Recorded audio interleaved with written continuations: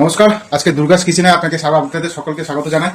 তো আজকে আমরা করব কি রান্না হবে, এই বোয়াল মাছের আলু গরম মশলা দিয়ে পাতলা ঝোল। তো আমরা এই রেসিপিটা দেখে নেব কি কি আছে। এই বোয়াল মাছ এরকম বাজার থেকে আজকে ভালো বোয়াল মাছ নিয়ে এসেছি। এরপর আপনার আছে এখানে মশলার মধ্যে গোটা জিরা, গোটা ধনে, এরকম আদা, কাঁচা লঙ্কা, শুকনো লঙ্কা। এটা পেস্ট হবে, এটা পুরোটা পেস্ট করবো আমরা। এবার ফোড়নের মধ্যে গোটা জিরা, শুকনো লঙ্কা, তেজপাতা, এই যে হলুদ, নুন আর সামান্য চিনি। এবার মায়ের উপর ডিপেন্ড করছে চিনিটা দেবে কিনা, আপনারা চাইলে দিতে পারেন সামান্য। এদিকে আমরা নিয়েছি আলু, এই যে আলু সেদ্ধ করা আছে। আর এবার নিলাম গরম মশলা আর সর্ষের তেল দিয়ে এবার আমরা কড়াইটা অলরেডি গ্যাস জ্বালানো হয়ে গেছে। এবার আমরা কড়াইতে তেল দেবো, দেবো ব্যাস। কড়াইতে আমরা তেল দিলাম, এবার তেলটা গরম হোক। আস্তে আস্তে কড়াইতে মাছটা ছাড়বে, একদম আগের দিন যেরকম বলেছিলাম নেওয়ার আগে মাছটা ছাড়বে। সবসময় লো ফ্লেমে মাছ ছাড়বেন, তাহলে মাছ ফোটার চান্স অনেক কম থাকে। আর বোয়াল মাছ কিন্তু ফোটে, যেরকম পাবদা মাছও আগের দিনের ভিডিওতে বলেছিলাম ফোটে, সেরকম বোয়াল মাছও ফোটে। তাই আপনারা এটা সাবধানে করবেন।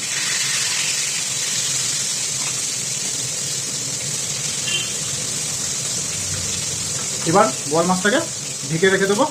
কতক্ষণ রাখবো এটা? 5 মিনিট আমরা রাখবো। দিয়ে এবার কমিয়ে দিয়ে আমরা মাছটাকে উলট করে দেবো, মানে উল্টে দেবো। আপনারা খুব সাবধানে মাছটাকে উল্টাবেন, খুবই সাবধানে।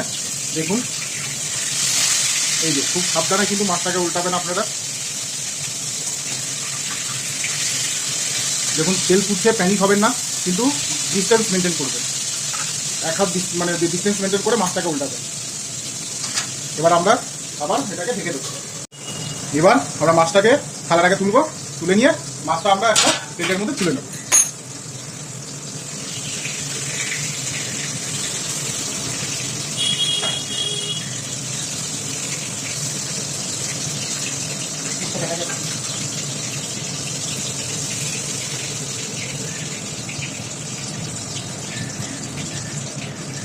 এবার বাদবাকি যে মাছটা সেটা আমরা এবার দিয়ে দেবো আস্তে আস্তে।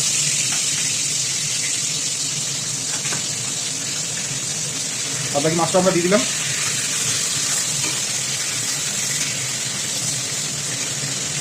এবার সেম একইভাবে কড়াইতে ঢেকে রেখে দেবো। এবার আপনাদেরকে মাছটা ভাজা হয়ে গেল, আঁচটা বাড়িয়ে দিলাম, দিয়ে এবার আলুটা ভেজে নেবো আমরা হালকা করে।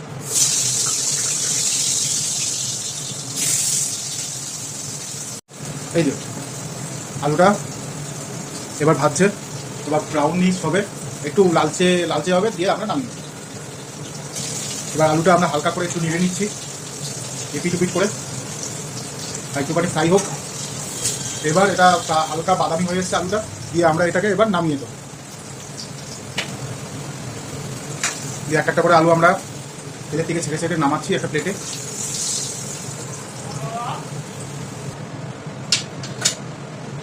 দিয়ে এবার আঁচটা কমিয়ে দেবো। এবার দেখুন যেটুকু তেল আছে ওইটুকু তেলেই রান্নাটা করে নেব। দিয়ে আবার গোটা জিরা, কাঁচা লঙ্কা আর তেজপাতা সোমবার দিয়ে দিলাম, যেটা সোমবার দিয়ে দিলাম।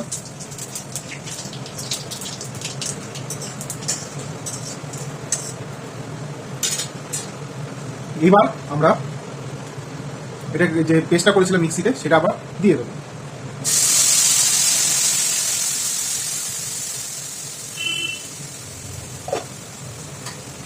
এবার সামান্য একটুখানি জল দিয়ে দেবো বাটির মধ্যে করে। এবার আঁচটাকে ফ্লেমটাকে একটু বাড়িয়ে দেবো।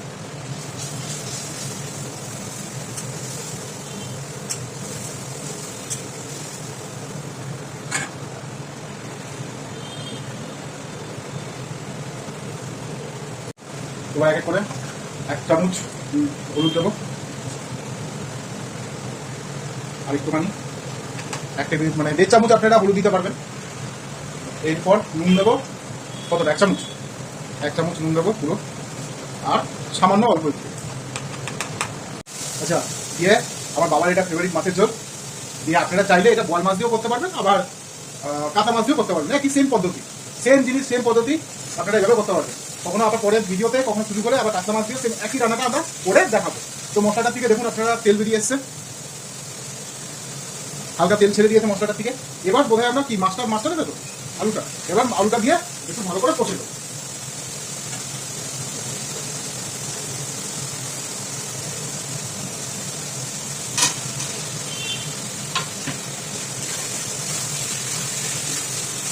ভালো করে কষুক।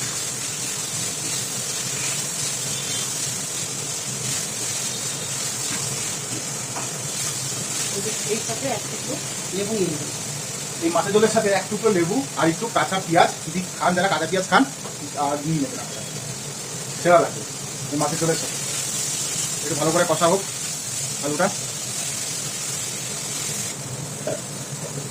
দিয়ে, এবার আমরা সামান্য জল দিয়ে দেবো। এবার ভালো করে কষিয়ে নেব। আপনারা চাইলে এর মধ্যে আবারও বলছি লঙ্কার গুঁড়ো আর কালার আনার জন্য কাশ্মীরি লঙ্কার গুঁড়ো বা এমনি লঙ্কার গুঁড়ো দিয়ে দিতে পারেন, আমরা এটা ইউজ করছি না। লঙ্কার গুঁড়োটা যতটা পারবেন ততটা কম অ্যাভয়েড করবেন। কাঁচা লঙ্কার ঝোল এটা খেলেও খুব একটা গ্যাস সম্পর্ক হওয়ার চান্সেস খুবই কম। দেখুন আলুটা হালকা কষে এসছে ঝোলের সাথে। এবার আমরা আস্তে আস্তে মাছগুলোকে ছেড়ে দিয়ে দেবো। এই যে দেখুন মাছগুলোকে দিয়ে দেবো, দিয়ে এবার আমরা এটাকে একটুখানি কষবো।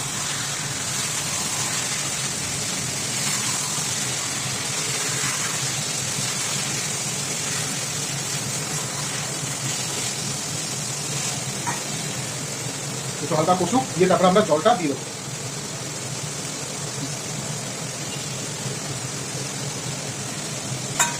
এবার যে থালার মধ্যে আমরা জলটা রেখেছিলাম, মানে মাছটা রেখেছিলাম, কারেকশন, যে থালার মধ্যে মাছটা রেখেছিলাম ওর মধ্যেই হাফ বাটি জল আমরা এর মধ্যে দিয়ে দেবো। জলের পরিমাণটা আপনারা যে যেরকম খাবেন, আপনারা যদি মনে করেন যে একটু গাঢ় খাবেন গাঢ় খাবেন, যদি মনে করেন পাতলা খাবেন।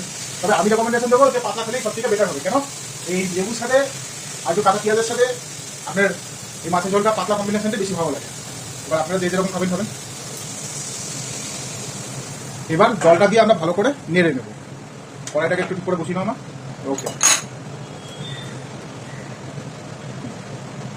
মাছের ঝোলটাকে আমরা ভালো করে নেড়ে নিলাম। Very good. দিয়ে এবার আমরা এটাকে ঢাকা দিয়ে দেবো।